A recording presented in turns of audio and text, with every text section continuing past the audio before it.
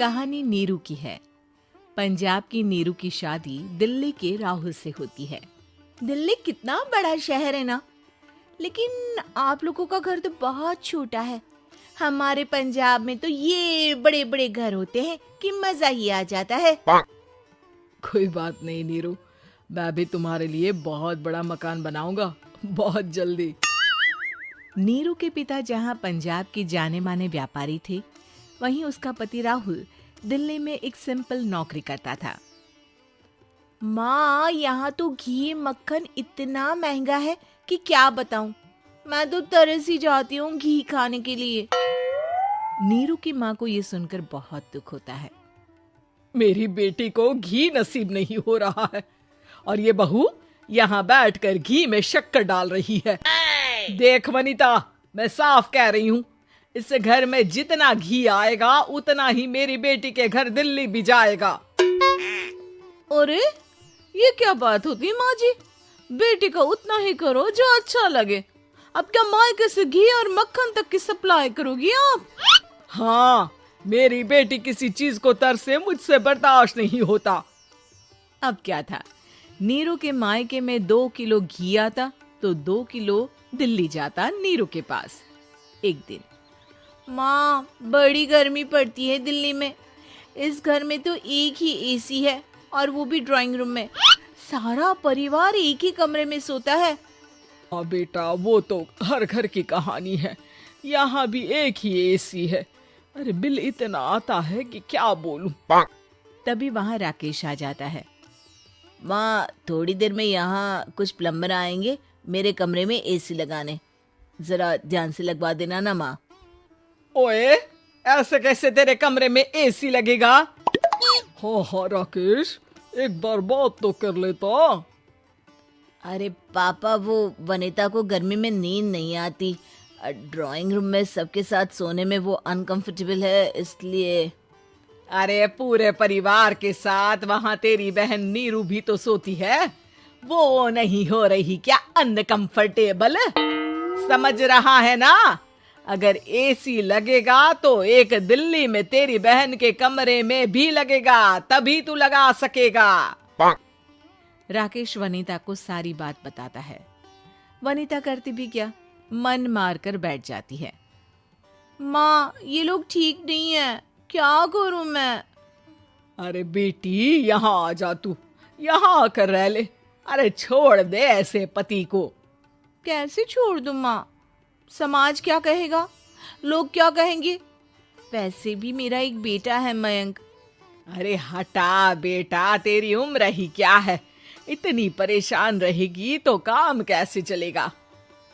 खैर, बात आई गई हो जाती है।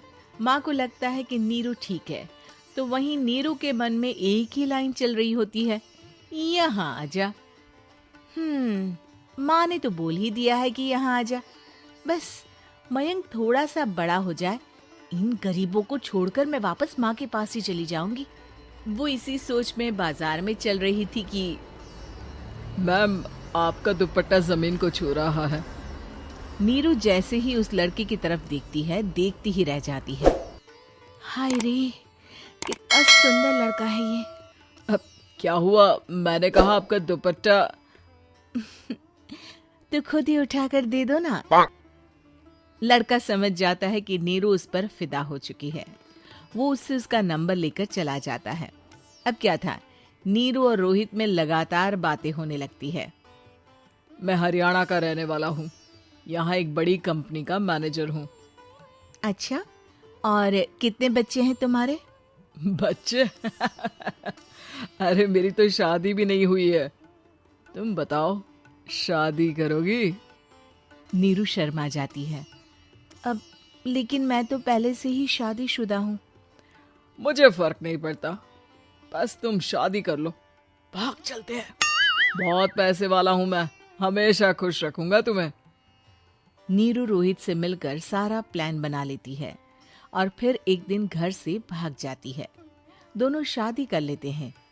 शादी के बाद, क्या बात है नीरू, तुम्हें परेशान सा देखता हूँ, सब ठीक तो है ना?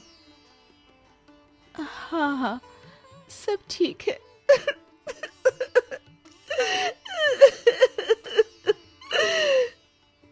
ये कहते कहते ही वो रोने लगती है। अरे क्या हो गया, रो क्यों रही हो? मैंने तुमसे एक बात छुपाई है और वही बात अब मुझे परेशान कर रही है। रोहित, मेरा एक बेटा भी है, उसका नाम मयंक है। क्या बात कर रही हो? ये तुमने मुझे पहले क्यों नहीं बताया? देखो नीरू, मेरी माँ को मैंने ये नहीं बताया है कि तुम शादीशुदा हो। बच्चा मैं मैनेज नहीं कर पाऊंगा। नीरू को समझ में नहीं आता कि वो क्या करे। तुम उस बच्चे को अपनी माँ को क्यों नहीं दे देती? नीरू चुपके से माँ को फोन करती है। माँ, क्या मयंक को तुम रख सकती हो? बेटा, मैं राकेश के साथ बात करती हूँ। आखिर घर का बेटा वही है, जो वो बोलेगा। वैसे भी बेटा, तूने जो किया है ना, उसके बाद से पूरा घर तेरी बुराई कर रहा है। मैं भी अब किसी से तेरे लिए लड़ नहीं सकती। राकेश बेटा, नीरू ने तो जो किया बहुत ही बुरा किया, लेकिन मैं सोच रही थी कि क्यों ना मयंक को हम यहाँ ले आए। तभी वनीता बोल पड़ती है। वाह जी, ऐसे कैसे यहाँ ले आए? यहाँ क्या भंडारा भरा है? और जिस बच्चे की माँ ने नहीं सोचा, उसके लिए हम क्यों सोचे? नीरू को एक बार तो अपने बच्चे के बारे में सोचना चाहिए था ना। अरे लेकिन तेरे पास भी तो लड़का नहीं है ना वनीता। माँ, वनीता ठीक बोल रही है। कल को वो बड़ा होकर इसी घर का हिस्सा मांगेगा तो हम क्या करेंगे? माँ कहती भी तो क्या, वो चुप रह जाती है। वहीं नीरू का पहला पति कहता है। माँ, अगर आज भी वो वापस आ जाए तो मैं उसे माफ कर दूंगा। बेटा, गरीबी चीज ही ऐसी है, क्या करेगा? तू तो अब मयंक का सोच। वो बेचारा तो बिना माँ का हो गया। मयंक के खातिर तू दूसरी शादी कर ले बेटा। लोगों के लाख समझाने के बाद नीरू के पहले पति की शादी रिद्धि से हो जाती है, जिसके पहले पति से 2 बच्चे होते हैं। देखो जी, मैंने शादी सिर्फ बच्चे के खातिर की है। मैंने भी शादी सिर्फ बच्चों के खातिर की है। वहीं नीरू के दूसरे पति के मन में ये बात घर कर जाती है कि नीरू एक मासूम बच्चे को उसके खातिर छोड़ कर आई है। अब देखो नीरू, मुझे लगता है कि जो औरत अपनी कोख का बच्चा छोड़ सकती है, वो तो कुछ भी कर सकती है।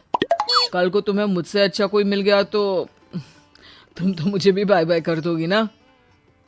नीरू को अब उसका दूसरा पति ताने देना शुरू कर देता है। तंग आकर नीरू उसकी यहाँ से भागकर अपने पहले पति के पास चली जाती है। लेकिन ससुराल में क्या लेने आई है नीरू, मयंक को?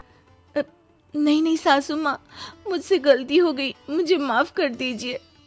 नीरू, अब वक्त खत्म हो गया है, मेरी शादी हो चुकी है। तो छोड़ दो ना उसे, हमारा बच्चा है। मैं आपको अपनी माँ नहीं मानता, मेरी नहीं मान तो बात अच्छी है।